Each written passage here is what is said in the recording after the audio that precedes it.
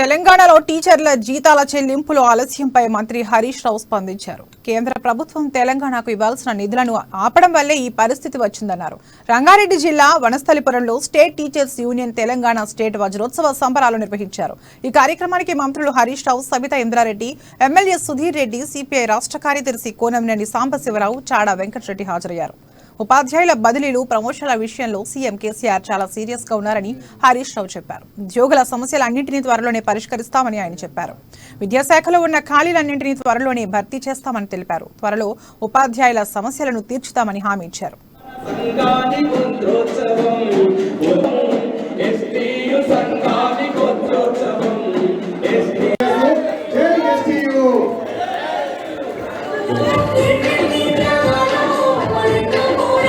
అన్నపూర్ణ అక్కడి నుంచి వస్తేనే తెలంగాణలో తినాలన్నారు. కానీ ఇలా పరిస్థితి ఏంటంటే తెలంగాణ దక్షిణ భారతదేశ ధాన్యాగారంగా మార్చిన ఘనత ఈ ప్రభుత్వానికి. ఎంత పంట పండిందంటే రాష్ట్రం ఏర్పడిన తొలినాళ్ళలో 68 లక్షల మెట్రిక్ టన్నుల ధాన్యం పండితే పోయిన సంవత్సరం 2,49,00,000 మెట్రిక్ టన్నుల వడ్లు పండినాయి. ఎక్కడ 68 లక్షలు, ఎక్కడ 2,49,00,000 మెట్రిక్ టన్నుల వడ్లు. వడ్డీలే పండుతాయా? వడ్లు మంత్రం వేస్తే పండుతాయా? మాయ చేస్తే పండుతాయా?